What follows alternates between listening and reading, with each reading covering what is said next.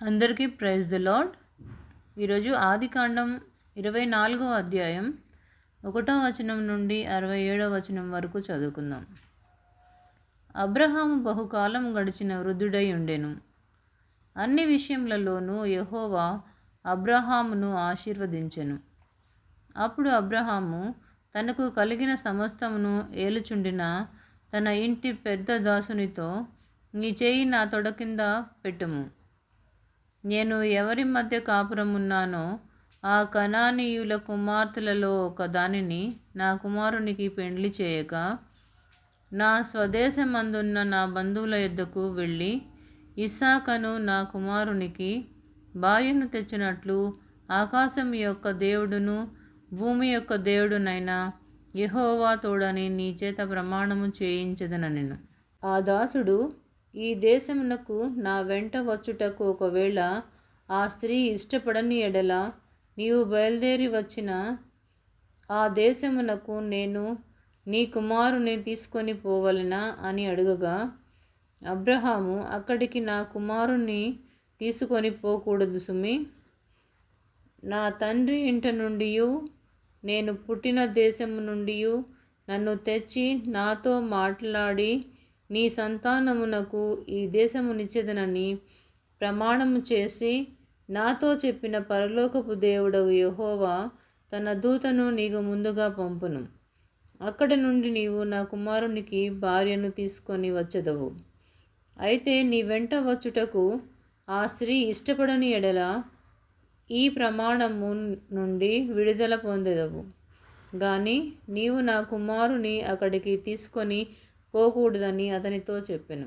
ఆ దాసుడు తన యజమానుడగు అబ్రహాము తొడ క్రింద తన చెయ్యి పెట్టి ఈ సంగతి విషయమై ప్రమాణము చేసెను. అతడు తన యజమానుని వంటలలో 10 వంటలను, తన యజమానుని ఆస్తిలో శ్రేష్టమైన నానా విధములగు వస్తువులను తీసుకొని పోయెను. అతడు లేచి ఆరాంనహరాయిములో నున్న నాహోరు పట్టణము చేరి సాయంకాలమందు స్త్రీలు నీళ్లు చేదుకొనవచ్చు వేళకు ఆ ఊరి బయటనున్న నీళ్లబావి యొద్ద తన ఒంటెలను మోకరింపచేసి ఇట్లనెను, నా యజమానుడగు అబ్రహాము దేవుడైన యెహోవా, నేను వచ్చిన కార్యమును త్వరలో సఫలము చేసి నా యజమానుడగు అబ్రహాము మీద అనుగ్రహము చూపుము, చిత్తగించుము. నేను ఈ నీళ్ల ఊట యొద్ద నిలుచుచున్నాను.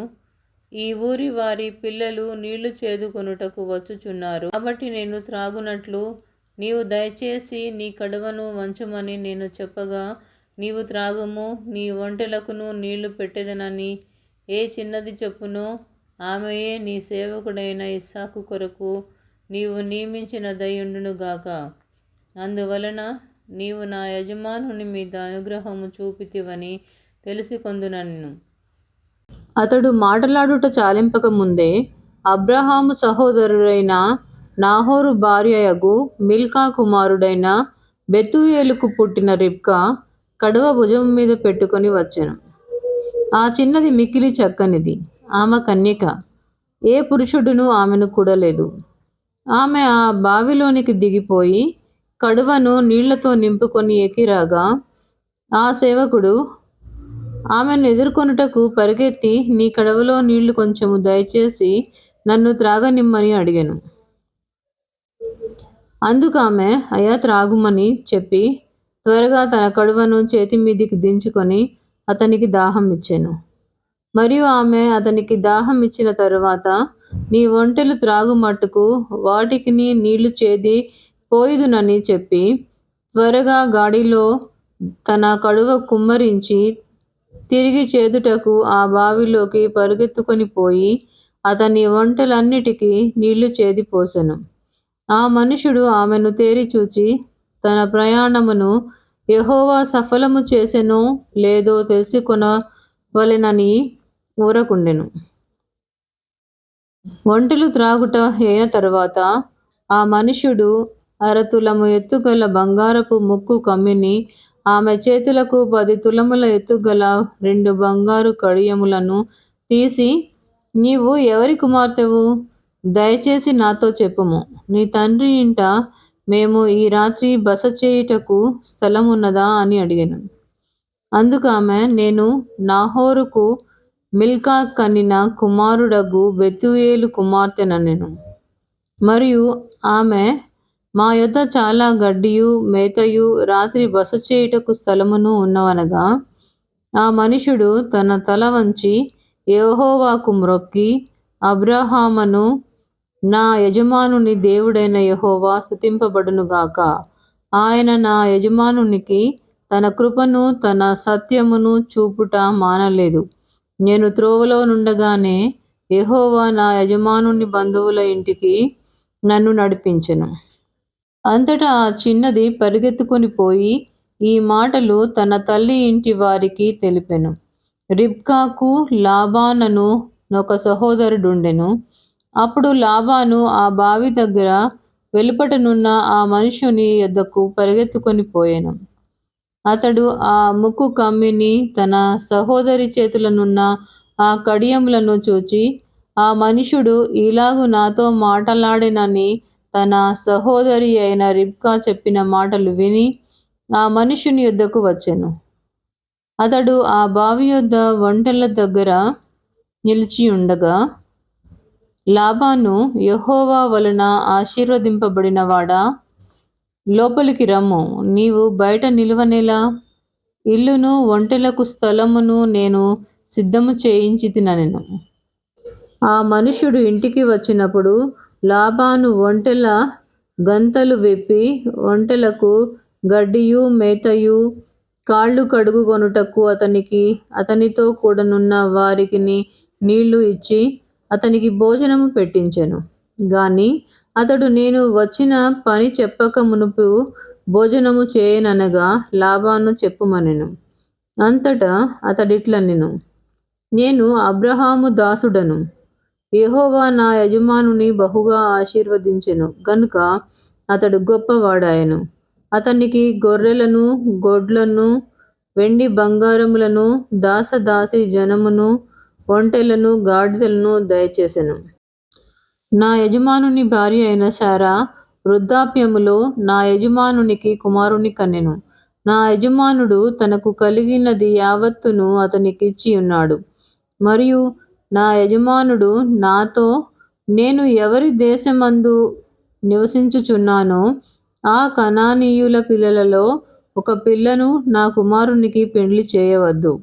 అయితే నా తండ్రి ఇంటికిని నా వంశస్థుల యొద్దకును వెళ్ళి నా కుమారునికి పెండ్లి చేయుటకు ఒక పిల్లను తీసుకొని రావలెనని నా చేత ప్రమాణము చేయించెను.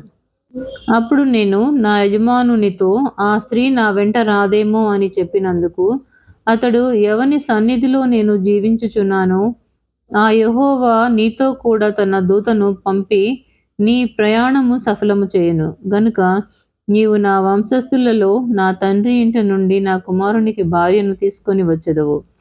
నీవు నా వంశస్థుల యొద్దకు వెళ్ళితివా, ఈ ప్రమాణము విషయంలో ఇక నీకు బాధ్యత ఉండదు. వారు ఆమెను ఇయ్యని ఎడల కూడా ఈ ప్రమాణము విషయంలో నీకు బాధ్యత ఉండదని చెప్పెను.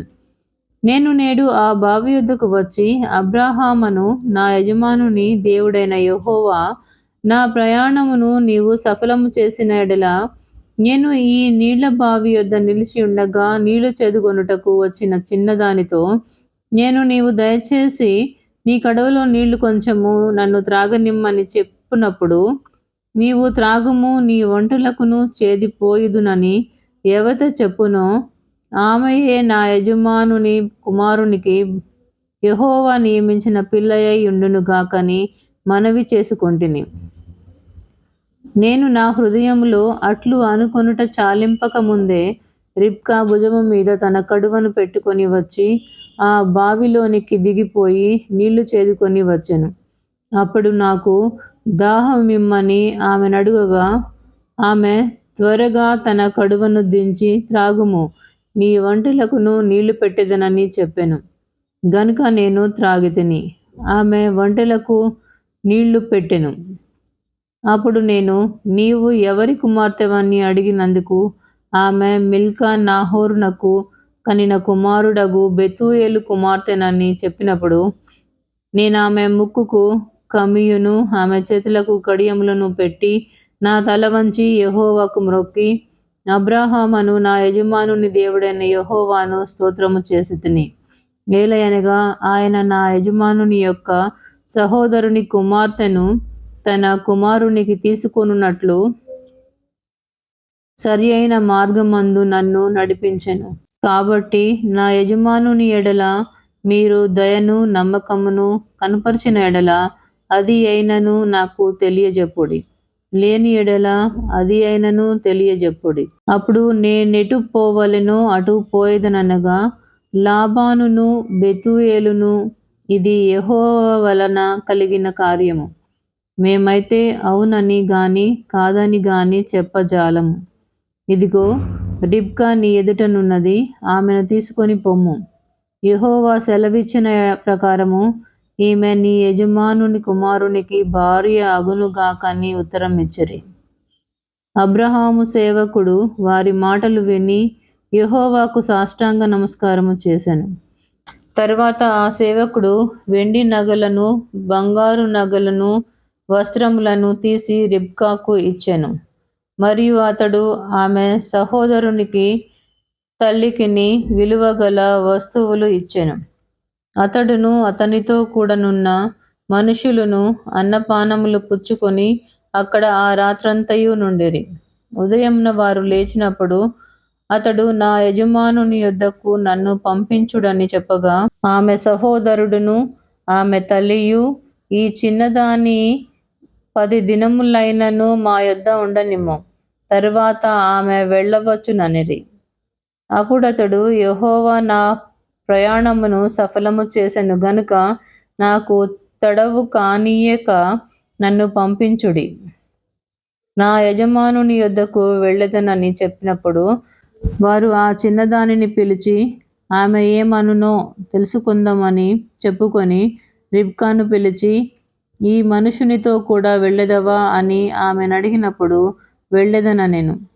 కాబట్టి వారు తమ సహోదరి అయిన రిబ్కాను ఆమె దాదిని అబ్రహాము సేవకుని అతనితో వచ్చిన మనుషులను సాగనంపినప్పుడు వారు రిబ్కాతో మా సహోదరి నీవు వేల వేలకు తల్లి వగుదువుగాక, నీ సంతతి వారు తమ పగవారి గవినిని స్వాధీనపరచుకొందురుగాక అని ఆమెను దీవింపగా రిబ్కాయు ఆమె పనికత్తెలును లేచి ఒంటెలనెక్కి ఆ మనుషుని వెంబడి వెళ్ళిరి. అట్లు ఆ సేవకుడు రిబ్కాను తోడుకొని పోయెను. ఇస్సాకు బెయేర్లహాయి రోయి మార్గమున వచ్చి దక్షిణ దేశమందు కాపురముండెను. సాయంకాలమున ఇస్సాకు పొలములో ధ్యానింప బయలుదేరి వెళ్ళి కనులెత్తి చూచినప్పుడు ఒంటెలు వచ్చుచుండెను. రిబ్కా కనులెత్తి ఇస్సాకును చూచి ఒంటె మీద నుండి దిగి మనలనెదుర్కొనుటకు పొలములో నడుచుచున్న ఆ మనుషుడెవరని దాసుని నడుగగా అతడు ఇతడు నా యజమానుడని చెప్పెను గనుక ఆమె ముసుగు వేసుకొనెను. అప్పుడా దాసుడు తాను చేసిన కార్యములన్నీయు ఇస్సాకుతో వివరించి చెప్పెను. ఇస్సాకు తల్లి అయిన శారా గుడారములోనికి ఆమెను తీసుకొని పోయెను. అట్లు అతడు రిబ్కాను పరిగ్రహింపగా ఆమె అతనికి భార్య ఆయెను. అతడు ఆమెను ప్రేమించెను. అప్పుడు ఇస్సాకు తన తల్లి విషయమై దుఃఖ నివారణ పొందెను. దేవుడి వాక్యమును దీవించునుగాక. ఆమేన్.